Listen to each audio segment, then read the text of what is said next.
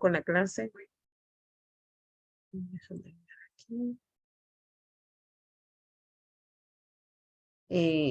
Hoy vamos a hacer, hemos estado viendo anteriormente acerca de campos pequeños, el nuevo protocolo, las consideraciones con relación a los detectores.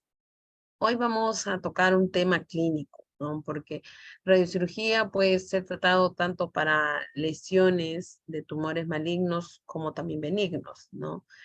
Como los meningiomas. Y en este caso en particular vamos a tratar con las malformaciones arteriovenosas, que les diré que de acuerdo a mi experiencia, el gran número, tratado, a ver, 600 más 300, casi 1000 casos, le diré que el 80% de los tratamientos están asociados a malformaciones arteriovenosas. Bueno, por ahí otros tipos de tumores, schwannomas, metástasis, etcétera, pero este es un caso muy particular, ¿no? Entonces, una malformación tiene toda una clasificación. Una malformación son acúmulos focales de arterias y venas que son dilatadas, como dice su mismo nombre, malformadas, ¿no? Se forma un líquido, un nido, ¿no? Que sustituye a la red vascular. Por eso es que los médicos muchas veces optan por hacer una embolización, es decir, es una forma de limitar la alimentación de sangre a esa zona que se ha convertido en un nido, ¿no? En un nido como un ovillo de lana. Uy, ¿qué pasó? Se dejó de compartir. ¿Ok?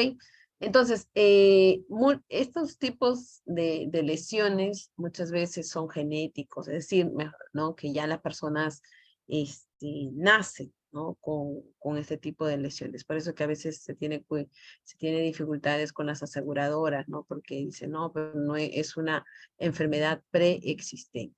Entonces, dice, su prevalencia dice, varía entre 15 a 18 casos por 100.000 adultos. Por lo general, se comienzan a manifestar los síntomas, digamos así, entre los 20 y 40 años. Bueno, hay personas que tienen malformaciones y nunca tuvieron ningún síntoma y vivieron, fallecieron y nunca se enteraron, ¿no? Pero claro que hay factores preponderantes, ¿no? El mismo estrés, el estilo de vida. Ay, ¿qué está pasando? El estilo de vida, todo eso puede influir a que los síntomas se puedan presentar. Entonces, una malformación arteriovenosa, existen algunas escalas, por ejemplo, el Spetzler-Martin, que las van a clasificar de acuerdo a los tamaños, ¿no? Por ejemplo, las llaman pequeñas cuando son menores de 3 centímetros, mediana entre 3 a 6 centímetros y grande 6 centímetros. Entonces, cuando nosotros vamos a hacer las aplicaciones con radiocirugía, recordemos que nosotros es difícil tratar las grandes, porque tenemos que estar por debajo de los 4 centímetros. Y justo les voy a presentar un trabajo en el cual están aplicando para malformaciones grandes, ya con fraccionamiento, ¿no? Cuando ya estamos en el borde de los 4, 5 centímetros, ya no podemos aplicar una sola fracción. Entonces, digamos que para una única fracción estamos entre pequeñas y medianas, pero menores de 4 centímetros. Otro tipo de clasificación también es de Pollock-Fickinger, en el cual, claro, ellos van a clasificar en función a sus puntuaciones, que está asociado a la oclusión, es decir, cuando consiguen cerrar, ¿no? La obliteración, cuando consiguen cerrar esa malformación, que digamos está como un nido de venas y arterias y los resultados no son de forma inmediata, van pasando años y se comienza a hacer, ¿no? Ay, chisme, no sé qué está pasando. Entonces, existen las malformaciones, se pueden encontrar en diferentes posiciones, como los vemos ahí, y el médico tiene que definir el tamaño de las malformaciones. Un momentito, me está entrando una llamada.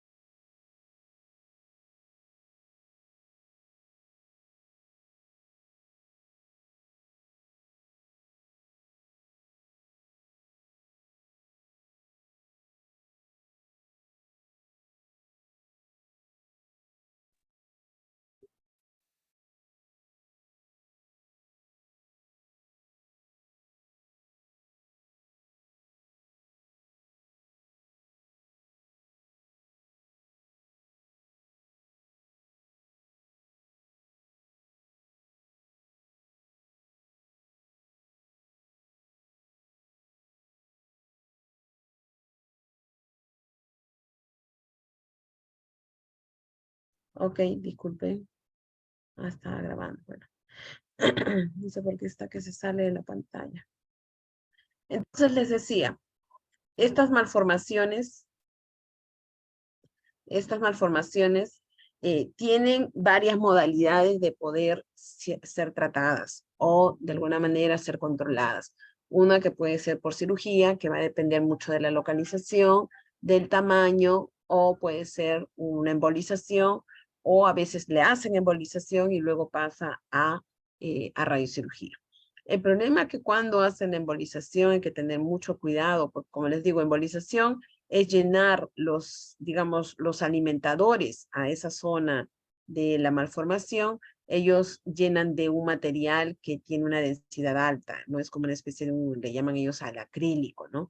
Entonces, cuando le hacemos la tomografía, sale ahí bastante ruido. Eso hay que tener cuidado. Por eso es que no se usa nunca para definir el volumen solo la tomografía, sino puede ser una resonancia, no, resonancia y angiografía.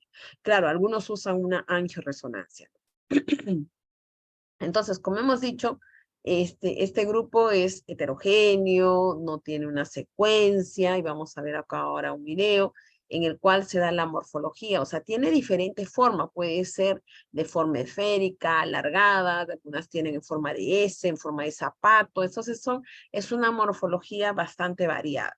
Y esto hace, para nosotros es importante aquí trabajar con el médico neurocirujano que defina el núcleo, ¿no? El núcleo, el centro de la malformación, porque muchas veces se define mal el volumen y el volumen lo definen bastante grande. Cuanto mayor es el volumen, menos las dosis. La probabilidad de que, ay, no sé qué está pasando, la probabilidad de que cierre es menor, ¿ok? Entonces hay que tener bastante cuidado eso, la comunicación que tenemos nosotros con el neurocirujano. Entonces, estas malformaciones, obviamente, todo el seguimiento lo hace el neurocirujano desde un punto de vista de histopatología, el comportamiento biológico, todo el pre a que entre a radiocirugía. En algunos casos, hasta el paciente puede venir por una reirradiación. Por eso nosotros siempre tenemos que preguntar, ¿es la primera vez? ¿Ha recibido una radiocirugía anteriormente? ¿Cuánto es la dosis que ha recibido? ¿Cuánto ha recibido en los órganos de riesgo? ¿Hace cuánto tiempo? Para ver el decaimiento, etcétera. Todo eso, y tenemos que estar observando las imágenes anteriores, ¿ok? Entonces, existe mucha bibliografía acerca de las clasificaciones, las localizaciones que podrían estar en los hemisferios cerebrales, podrían estar de formas superficiales o muy profundas, etcétera. Todo eso va a definir la dosis que nosotros vamos a dar. Previo a que nosotros hagamos el día de tratamiento, siempre tenemos que revisar todas las imágenes, ya ir con una idea de una preplanificación, o sea, dependiendo la zona donde está localizada y también los alrededores, es decir, cuál podría ser el tratamiento y cuáles podrían ser las posibles complicaciones. Eso tiene que estar siempre de la mano con el neurocirujano, porque el médico tiene que informar a los familiares y al paciente cuáles son las posibles complicaciones, ¿no? Por ejemplo, si está cerca al nervio óptico, a la cóclea, etcétera. Ok, vamos a ver acá un video cortito acerca de la parte médica de las malformaciones. En general, las malformaciones vasculares cerebrales se pueden clasificar de varias formas, según anatomía, histopatología, la presentación clínica, el comportamiento biológico y las características imagenológicas. Pero actualmente, pues una de las clasificaciones más utilizadas es en cuanto a la parte hemodinámica, y es si estas se presentan con shunts arteriovenosos o sin shunts arteriovenosos. Aquellas que se presentan con shunts arteriovenosos, pues se conocen como las malformaciones arteriovenosas o las fístulas arteriovenosas, que pues es como los grupos más grandes y los que corresponden más al 90% de todas las malformaciones vasculares cerebrales. Mientras que las que presentan sin shunt arteriovenoso ya son lo que son las malformaciones capilares, las malformaciones venosas, donde se incluyen las anomalías del desarrollo venoso, las varices venosas y por último las malformaciones cavernosas, que son las más recientes en entrar en esta clasificación. Durante esta revisión, el día de hoy solamente vamos a tratar la parte de las malformaciones vasculares cerebrales con shunts arteriovenosos, la sección de malformaciones arteriovenosas. Estas Pueden ser principalmente de dos tipos, que se clasifican según su nido, si son de nido plexiforme o de nido mixto, es decir, plexiforme y fistuloso. Entonces, las malformaciones arteriovenosas, pues aquí tenemos un ejemplo, el del lado de la izquierda, que es la A, pues tenemos la malformación arteriovenosa clásica, en la cual pues hay una comunicación entre el sistema arterial y venoso, donde no hay una red capilar que esté intermediando entre los sistemas, sino que se dan conexiones directas del sistema arterial al sistema venoso a través de una red mal desarrollada de capilares. Mientras que la fístula arteriovenosa es una conexión también directa del sistema arterial y del sistema venoso sin que haya una red de vasos que intervenga en esta conexión. Embriológicamente hablando, las malformaciones arteriovenosas se generan durante los periodos de angiogénesis a nivel cerebral, que usualmente se da por retención del primordio vascular o en caso en que haya agenesia o pobre desarrollo de una red capilar, usualmente cuando se presentan alteraciones genéticas que involucran una sobreexpresión del factor de crecimiento vascular endotelial, y en algunos casos se ha relacionado con una sobreexpresión del colágeno tipo 4 y la alfa-actina del músculo liso.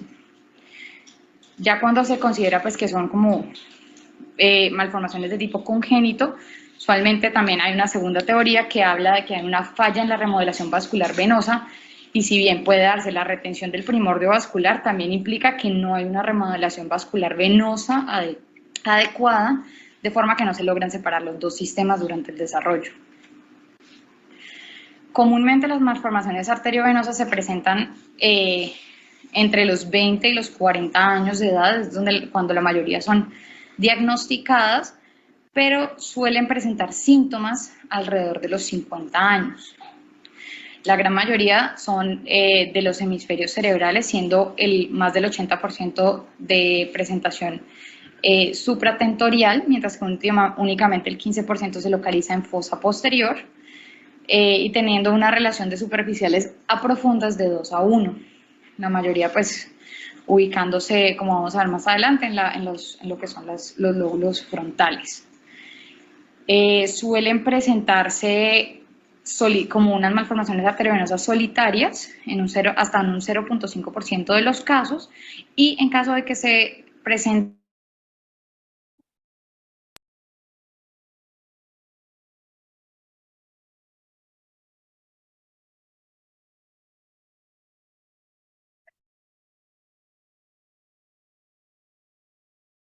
No sé por qué me está dando problema. las malformaciones arteriovenosas, según su localización, podemos encontrar que la mayoría de las malformaciones se presentan a nivel frontal y temporal, y ahí ya recogen cerca de más del 40% de los casos, seguido de las paredes occipitales, periventriculares.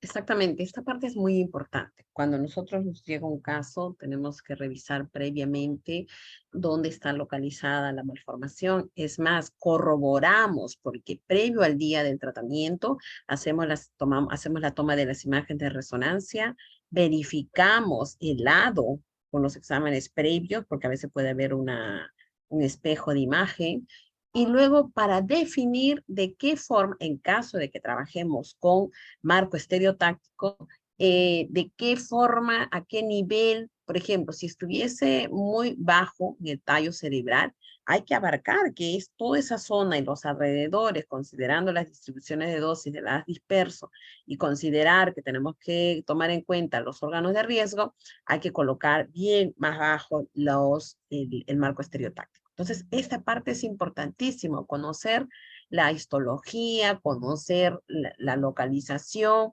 y vemos ahí cómo ya se han hecho estudios y seguimiento de las probabilidades de dónde están localizadas las malformaciones, ¿no? Por lo general están en la parte frontal, que a nosotros nos facilita mucho si estuviese frontal para poder entregar las dosis y formar los ACEs, ¿no? El problema es cuando está muy cerca, no sé qué está pasando aquí, cuando está muy cerca al tallo, muy cerca al tronco, hay que tener mucho cuidado ahí. Voy a pasar a ver qué más.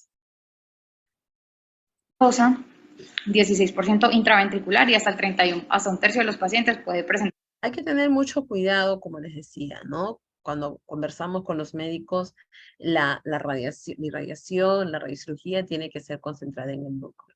Considerar qué parte de todo el volumen es hemorragia. Por ejemplo, aquí no podríamos nosotros dar a todo este volumen inmenso, ¿no? Por eso es que se usan las angioresonancias o se usan las angiografías, ¿ok?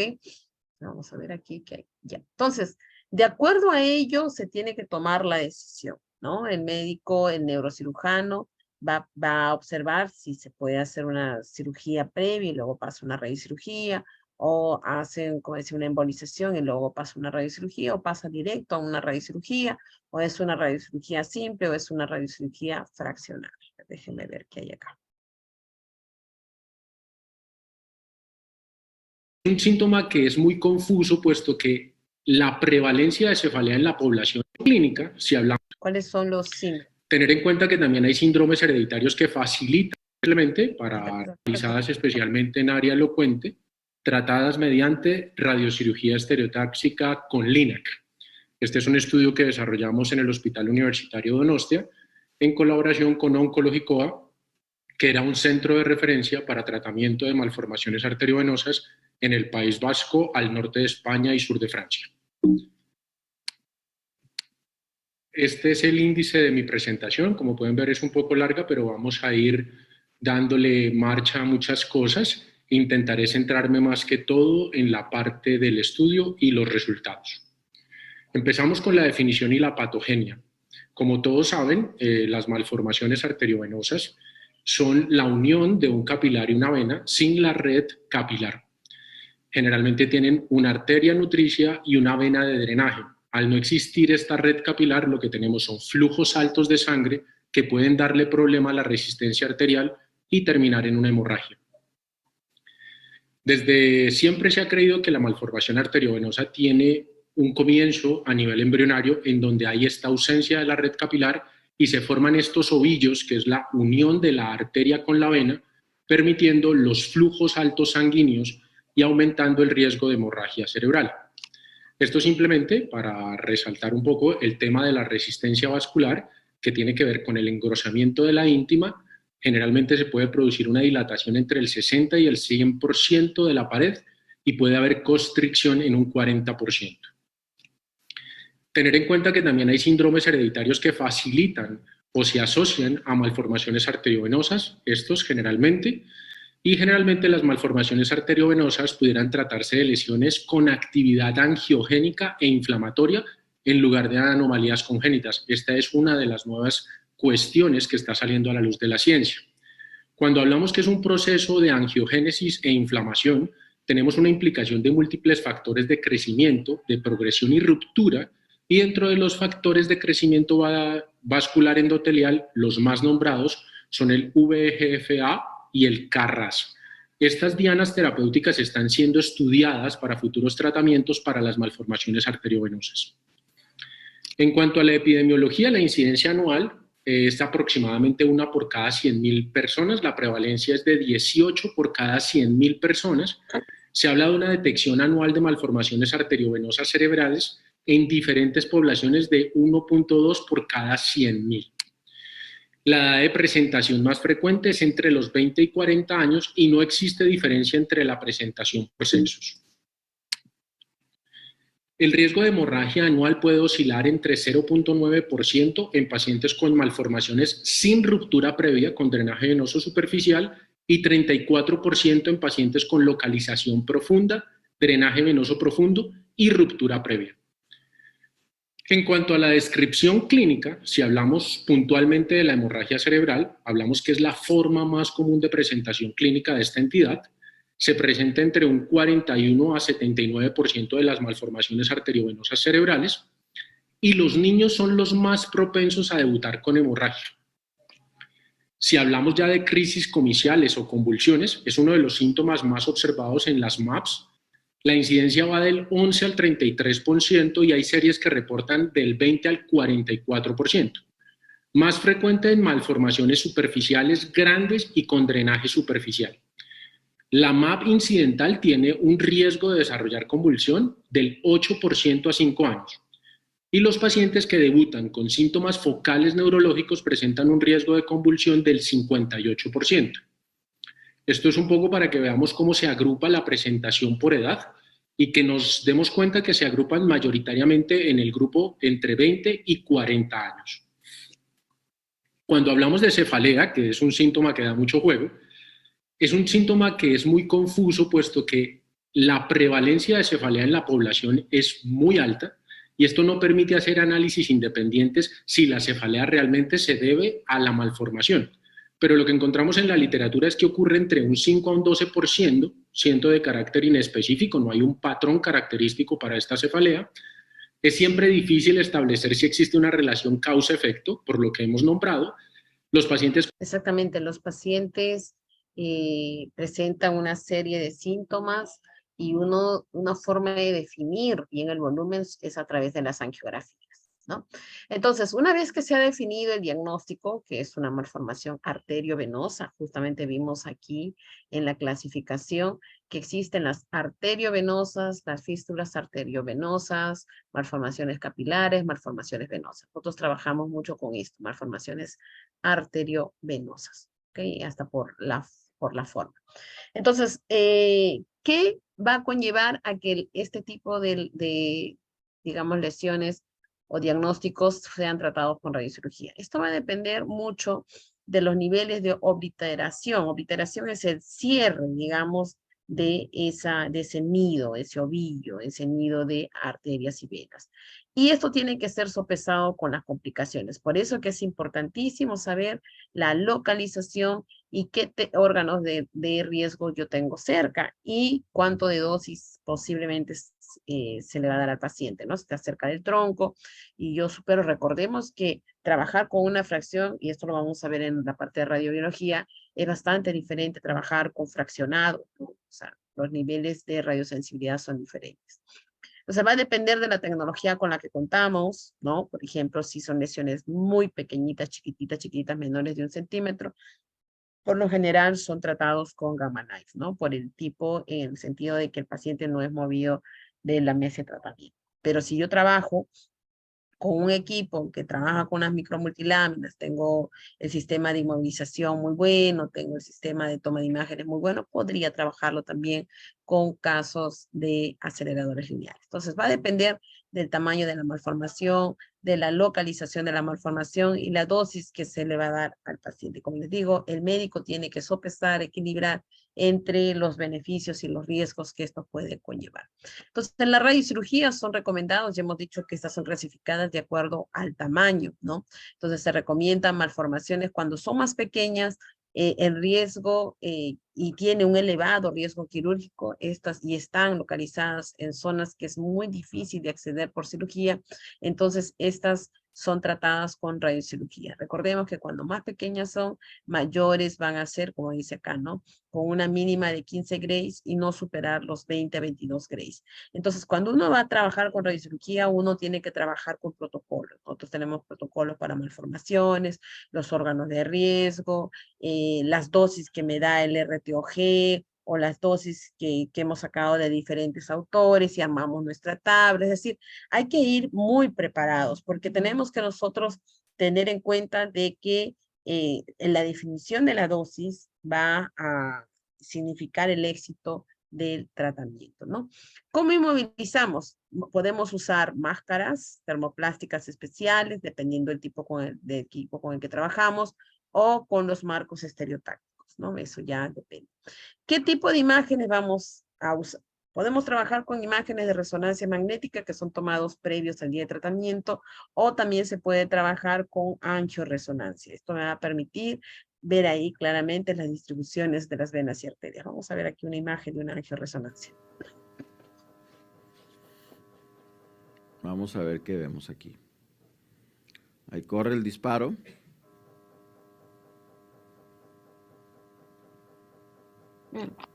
Esta es una angiografía cerebral, en el cual están haciendo la inyección ¿Cuál es esa porción comunicante?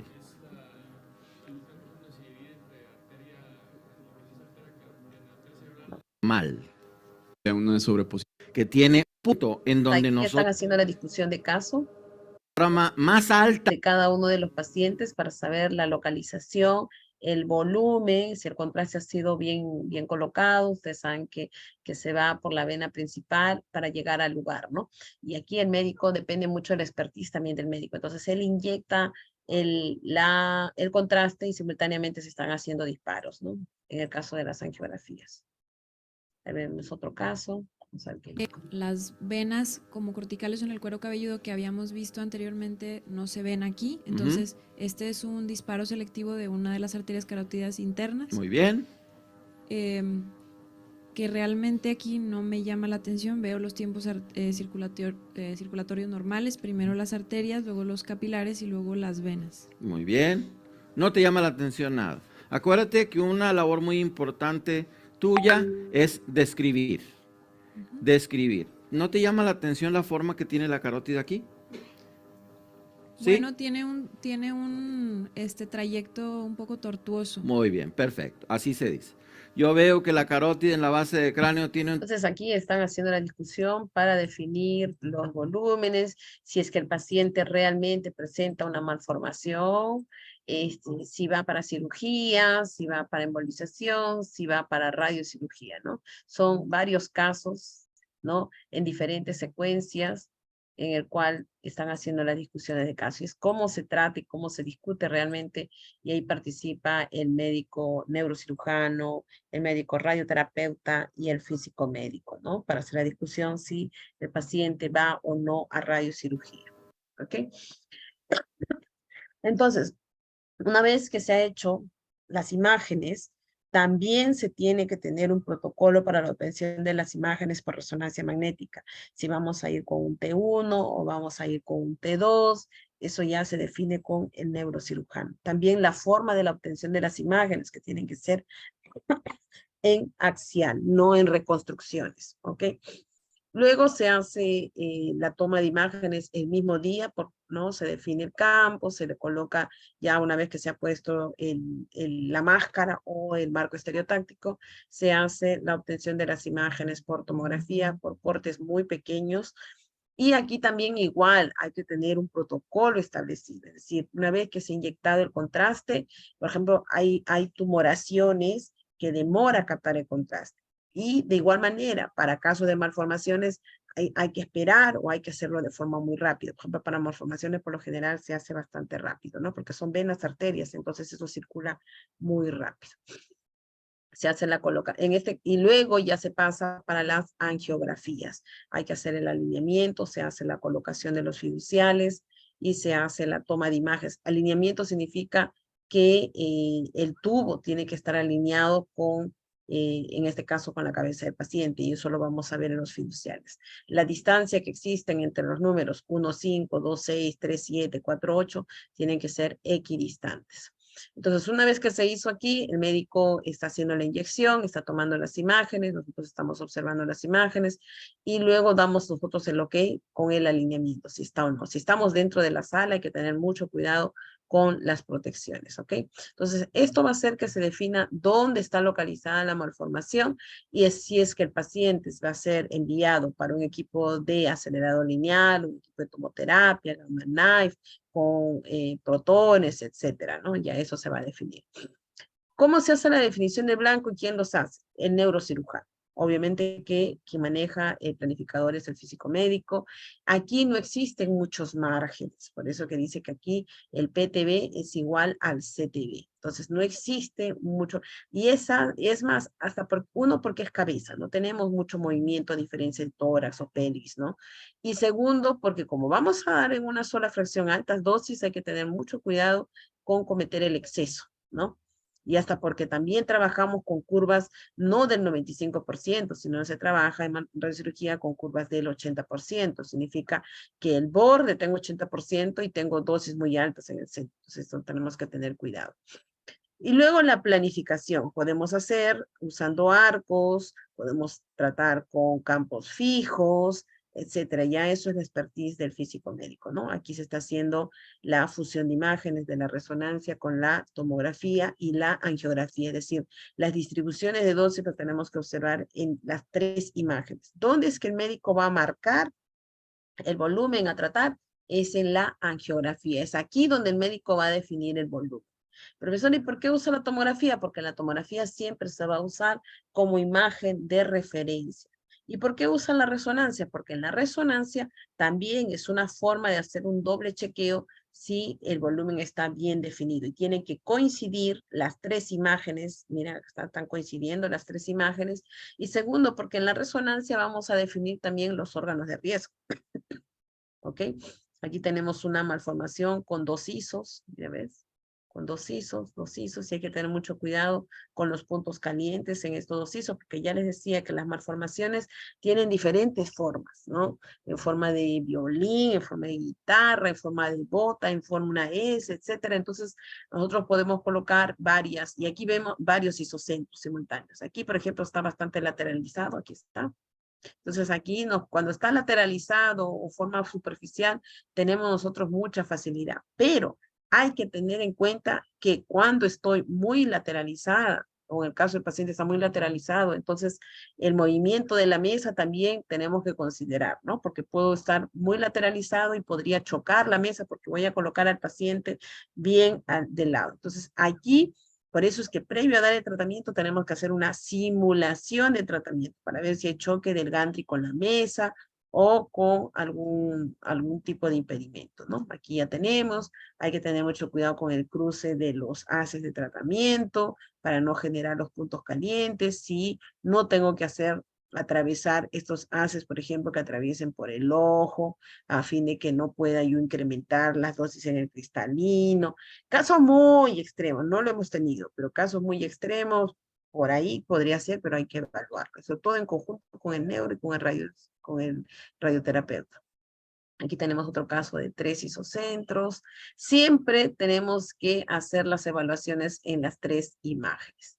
La dosis de prescripción. La dosis de prescripción va a depender del volumen, ¿no? El diámetro, el volumen de la lesión que vamos a tratar. Y luego también va a depender de los órganos de riesgo que están cerca. Por ejemplo, los nervios ópticos, el tronco, el tálamo, etcétera, etcétera, etcétera. Entonces va a depender también de algunas tolerancias, le dicen la radiotolerancia, ¿no? Las restricciones de la dosis que han sido establecidos, la edad del paciente, las condiciones del paciente, y a la vez siempre considerar cuáles son las recomendaciones dadas por la RTUG, por ejemplo, dice dosis máximas de 31 a 40 centímetros cúbicos fue alrededor de 15 grays, ¿no? Esta es la experiencia en uno de los hospitales.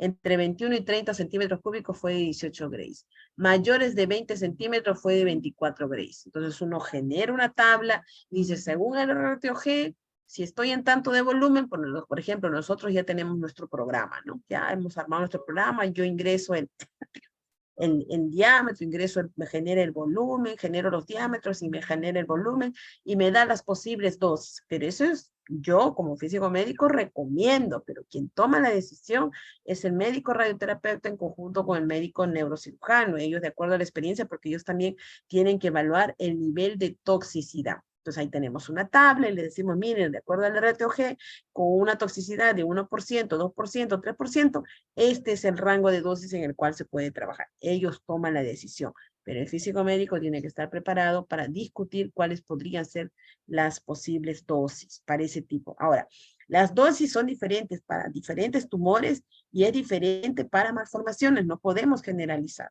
¿ok? De igual manera, va a depender también de los índices de conformidad. Recordemos que el índice de conformidad es una forma de hacer un control de calidad de las planificaciones, ¿no? Ese nivel de dosis a diferentes puntos. Eso lo vamos a ver en control de calidad. Recordemos que es el índice de homogeneidad, el índice de conformidad, que ya lo usa el ICRU 62, el ICRU 83, ¿ok? Eso hay que hacer las tolerancias. Entonces, por ejemplo, esta es una publicación, puesto el link, ¿ok? Del número de pacientes que ellos han tenido y, por ejemplo, la dosis y el volumen. Entonces, uno, ¿cómo vas armando tu protocolo, no? Para tratamiento. Vas, primero, cuáles son las recomendaciones que hacen las instituciones internacionales, ¿no? La RTOG, por ahí alguna publicación de la APM o algunos asociaciones o sociedades de neurocirugía, etcétera. O algunas publicaciones, como en este caso, tú puedes sacar más o menos cuáles son las experiencias, pero siempre tenemos que ir de la mano de cuánto porcentaje de obliteración ellos tuvieron, porque si no tuvieron éxito, entonces no lo puedo usar como referencia, ¿no? Las planificaciones van a depender, como les decía, del diámetro. Aquí está, esta es otra publicación, del diámetro, ¿no? En función a eso te da un rango y te dice, no te dice tanto de dosis en algunos casos, sino te dan rango de 20 a 24 grays, si está entre 2 a 3, de 20 a 24 aquí, de 15 a 18 aquí. Miren, todos estos autores han hecho sus estudios y ellos te hacen las recomendaciones. En función a eso, armas tu protocolo. De igual manera, con relación a los puntos de riesgo, o sea, trabajar con radiocirugía no es lo mismo que trabajar con radioterapia convencional. Los niveles de riesgo de los órganos es diferente, porque recordemos radiobiológicamente, la respuesta en una fracción y en múltiples fracciones es totalmente diferente. Igual, tenemos que armar nuestro porcentaje, nuestros niveles de dosis para nervios ópticos, quiasmas, pedúnculo, tálamos, la zona motora, la zona del lenguaje, etcétera. Todo eso, por ejemplo, aquí están los órganos de riesgo, tallo cerebral, para radiocirugía. Recordemos, tallo cerebral que está asociado a tronco, menores de 12.5 Gray. Que si nosotros nos vamos para radioterapia convencional, si hablamos de médula, si hablamos de tronco, estamos alrededor de 45 a 50 Gray. Entonces son totalmente diferentes. Que si nosotros hacemos el recálculo radiobiológico equivalente, esto se va a ir a los fraccionamientos equivalentes a 45 a 50 Grays. Pero en este caso, como es radiocirugía, el nervio óptico, por ejemplo, debe estar entre 8 a 10 Grays, entre 12 a 16 Grays, para 9 a 12 milímetros. Pares craneales menores de 20 Grays, área coclear, que tiene que ver con la audición, menores de 14 Grays, y el tallo, como hemos dicho, ¿no? Menores de 12.5 Grays. De igual manera, aquí tenemos otros órganos críticos, ganglios basales, área sensitiva motora 18 Grays, seno cavernoso 18 Grays, encéfalo, etcétera. Esto tenemos que nosotros, con esto, ir armando nuestro protocolo. Existen, obviamente, por ejemplo, esta es una publicación para malformaciones grandes, ¿no? Y aquí tenemos que ir de la mano siempre con la parte radiobiológica. ¿Cuánto es el alfa beta que vamos a considerar? Aquí, por ejemplo, le están dando 35 Grays en 5 fracciones. Imagínense, 35 Grays es un horror, ¿no? Que es equivalente a 18 Grays en una dosis única. Entonces, ¿qué ellos hacen? Comienzan a hacer un estudio, comienzan a recopilar información. ¿Qué tipo de estudios? ¿Quiénes han realizado fraccionamiento para dosis altas? O mejor dicho, para casos de malformaciones altas. Grandes, perdón. Entonces, este es el primer caso que ellos presentan, ¿no? Entonces, ellos tienen que definir de todo esto, qué parte es hemorragia, qué parte es el nido, pero aún así es una malformación grande, ¿no? Entonces, una mujer de 33 años, una malformación arteriovenosa temporofrontal, aquí está temporofrontal, ya ha sido embolizada, es por eso se ve todo esto blanco, significa la embolización, lo vamos a ver porque es una densidad alta, hemiparesia, o sea, ha tenido, me dice, parálisis facial, ¿no? Parálisis facial izquierda, actualmente está embolizada en un 85%, se discute el caso con la Junta de Radiocirugía y se propone dar una radiocirugía con dosis entre 35 Grays a 7 Grays por fracción. Como es grande, tienen que darle fraccionada, ¿no? Entonces hacen las evaluaciones, recibió los 7 Grays por fracción, hicieron todos los constraints, ¿no? O sea, es decir, los órganos de riesgo que tiene que cumplir y si no, lo van a discutir. Y vieron ahí cuánto es la dosis que le estaban dando, estaban haciendo las evaluaciones, se le van a dar 5 fracciones de 6 Grays o 5 fracciones de 7 Grays. Finalmente recibió su tratamiento, el paciente toleró, dice, adecuadamente el tratamiento, pero por la pandemia no se ha podido realizar estudios de control. Bueno, ya ese es otro tipo de problemas. Este es un caso 2 de un varón de 14 años, una malformación pontocerebeloso, ahí vemos casi céntrico, bueno, aquí es izquierda, ¿no? Ah, sí, está tirado un poquito aquí para la izquierda, está girado ahí. Igual manera, por el tamaño, cuánto le han dado aquí, a ver, allá. Se prescribió inicialmente 21 grays, dado que la lesión estaba en contacto con el tallo. Ah, eso es importantísimo, está cerca del tallo. Recordemos que no debe superar de 12 grays, ¿no? En el tallo era necesario bajar la prescripción. Tuvieron que bajar la prescripción a 15 grays, claro, porque si no, en el tallo iba a llegar más de 12 grays. Iban a dejar al paciente paralítico, ¿no? Terminó su tratamiento, toleró adecuadamente. Caso 3, de igual manera, vamos a ver aquí, recibió 21 grays, como se había acordado previamente en la junta, se bajaba la 12 a 15 grays para poder cumplir con los constraints, lo que se decidió probar con radiocirugía. Ok, pero vamos a ver aquí rapidito, a ver qué hay acá. Voy a pararme en un año de neurocirugía. Un neurocirujano muy académico me dijo, esta es una patología donde en una angiografía podemos ver las 3 fases de la angiografía en una sola toma. La fase arterial, lo que correspondería a la fase capilar, que es el nido, y la vena de drenaje. Esta es la única patología donde uno puede ver estas 3 fases, puesto que, como todos sabemos, en la angiografía transcurren entre 7 y 10 segundos para que pase la fase arterial, la fase capilar y finalmente la fase venosa. La estructura básica de una malformación arteriovenosa lo constituyen una o varias arterias aferentes al nido, el nido malformativo y una o varias venas de drenaje. Esta es la estructura básica de una malformación y esto lo sabemos desde que empezamos nosotros a estar en contacto con esta patología.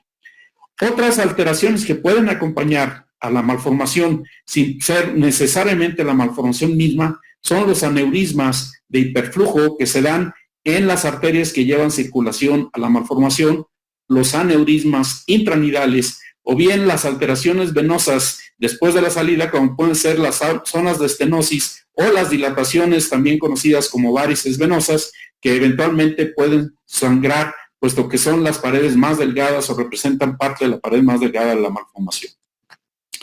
¿Dónde se localizan más frecuentemente?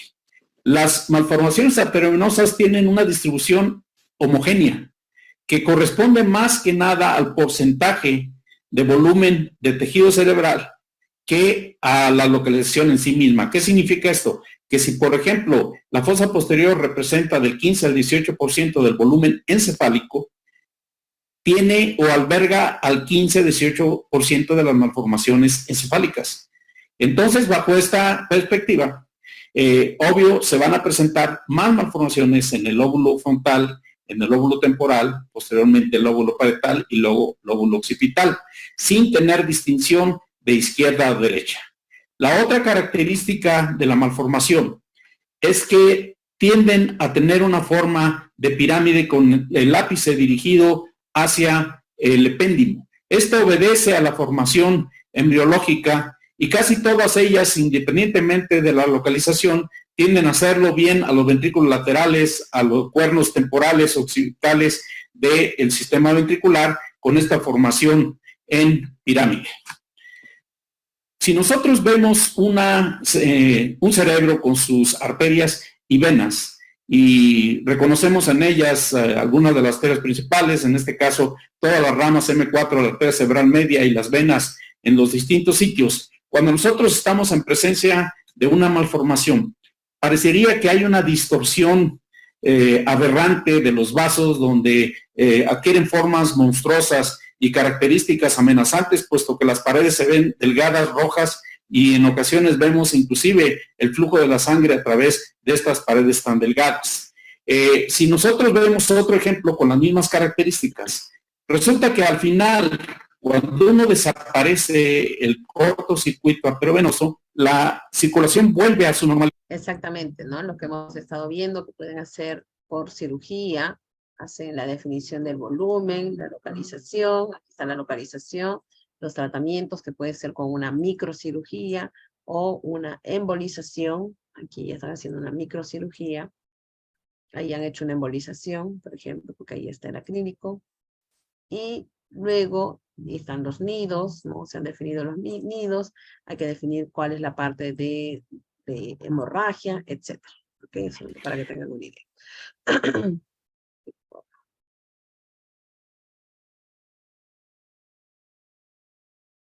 a un caso clínico, ¿no? Que tiene cefalea, le hacen una tomografía, ingresa a UCI, le colocan un drenaje para controlar la hidrocefalia, le realizan una resonancia magnética, se visualiza un aspecto vascular, se realiza un estudio angiográfico y definen que es una malformación arteriovenosa.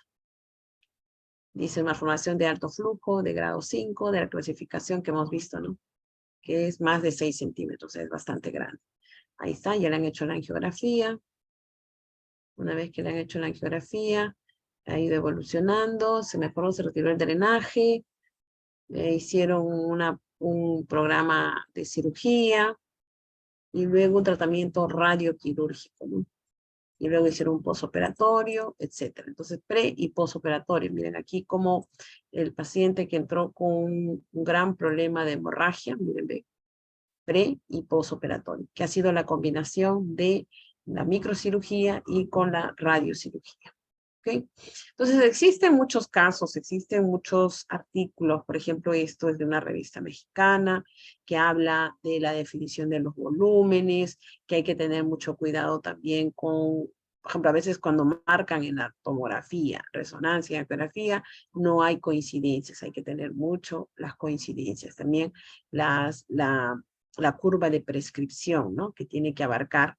Recordemos que tenemos que hacer, sobre todo en malformaciones, se trabaja mucho sobre las imágenes de angiografía, ¿no? Entonces, por ejemplo, aquí le hicieron la cirugía, el control a los 2 años, aquí en control a los 3 años, se hizo la radiocirugía en control a los 4 años. Miren cómo se ha limpiado totalmente. Entonces, el paciente queda curado, ¿no? Eso es una obliteración a un buen porcentaje. Ahí tienen otros casos. Aquí tenemos otros casos. Aquí también hacen las características del paciente, la sintomatología, si tuvieron radiocirugía, síntomas de hemorragia, los diámetros, las dosis que le van a dar. Aquí también igualito, ¿no? Esto también hacen estudio de casos. Cuántos tienen de tamaños pequeños, medianos, grandes, si son superficiales, tienen, por ejemplo, cuánto en profundidad, la parte biológica. Por ejemplo, factores que favorecen a la obliteración, es decir, a la limpieza, a que el ovillo desaparezca, de tamaño pequeño, de preferencia. Vena única de drenaje, o sea, que existe solamente una alimentación de una sola vena. Bajo grado, ya dijimos que bajo grado es cuando son menores de 2 centímetros, malformaciones compactadas, y eso permite que le den altas dosis y flujo bajo. Fallo en el tratamiento, inadecuada localización del objetivo o del blanco, inadecuada definición del nido, reexpansión del nido, es decir, se comenzó a expandir la hemorragia, recanalización del nido después de la embolización, o sea, se fue hacia el otro lado, volúmenes grandes, dosis pequeñas, subóptimas, hay que tener cuidado por eso con eso. Esto es clásico, miren, yo he visto casos aquí hasta de denuncias, porque no cerró la malformación, porque le dieron poca dosis, pues dosis subóptimas, ¿no? Fallo en el tratamiento. Radioresistencia, fístulas intraductinales. ¿Cuándo es seleccionado para cirugía? Cuando se va a dar la reducción del tamaño, reducción de las pérdidas hemáticas, es decir, hay mucha hemorragia, etcétera. ¿Y cuándo son para radiocirugía? Reducción del tamaño y volumen de las malformaciones, claro, porque tienen que ser menores de 4 centímetros, ¿no? Disminución de la dosis total de irradiación necesaria para la obliteración. O sea, una buena definición de la dosis. Y posible acortamiento del periodo de latencia antes de la obliteración. Claro, puede ser también una reirradiación. ¿Okay? Entonces, existen diferentes tipos de seguimiento de casos, dan las imágenes en 1 año, 2 años. Cuando vamos a tratar a un paciente, cada paciente debe ser visto de forma independiente, ¿no? Eso es la escuela del doctor Saharia, ¿no? Es decir, este paciente está localizada en la parte temporal, frontal, etc. Hay que buscar casos similares. Hay que ver con qué dosis, qué porcentaje de obliteración, qué complicaciones tuvo, dónde hicieron las evaluaciones en los órganos de riesgo, etcétera. Si es niño, si es adulto, etcétera, ¿no? Entonces yo les dejo aquí algunos casos que han hecho evaluaciones de los tratados con radiocirugía, si tuvieron algún proceso de cefalea o epilepsia, algunos efectos adversos, por ejemplo aquí, ¿no? Presentación de datos clínicos, paciente se inició con crisis epilépticas, miren, 6 meses posteriores a la radiocirugía. Esa es una complicación que hay que colocarlo, que hay que discutirlo con el neurocirujano. En este caso, un paciente de 28 años, se realiza la radiocirugía en años y se cierra a los 3 años. ¿No? Aquí está. Realiza radiocirugía ya tiene una buena respuesta. Este de aquí, bueno, 2 años de evolución, tiene buena respuesta, hace un buen seguimiento. Aquí tenemos ya la parte de planificación, después lo vamos a ver al detalle. Hay malformaciones que son bastante pequeñas, ¿no? Miren, la localización, pero está cerca a la cóclea, por ejemplo, ¿no? Aquí está. ¿Cuánto hay que evaluar? Las dosis máximas, las dosis periféricas, etcétera, ¿no? Aquí ya lo hemos visto, cómo se define las dosis en función a los volúmenes, que nos va a ayudar a armar a nosotros nuestros protocolos. Aquí hay diferentes tipos. Miren, por ejemplo, cuando son menores de 1 centímetro, entonces, esto lo copié, justamente quería que vean eso. Cuando son menores de 17 grays, hay un 53%, 53.8% de que no exista obliteración. Solo un 7.7% que sí. Cuando la dosis es mayor de 17 grays, estos son para resultados de la prueba física para relacionar la obliteración con la dosis prescrita. Ya. Cuando son mayores de 17 grays, miren, no, 46 va bajando y sí un mayor porcentaje. ¿No? Entonces ellos van haciendo las evaluaciones cuando son mayores y menores de 18 grays, mayores y menores de 19 grays, de acuerdo al volumen, si obliteró o no, ¿no? Aquí menores de 1 centímetro, casi que sí, mira, sí, ¿no? Son similares. Cuando están en 1 a 4 centímetros, hay una alta probabilidad de obliteración. Aquí está, ¿no? ¿Está bien? Etcétera. ¿Ok? Muy bien. ¿Tienen alguna pregunta? Profesora,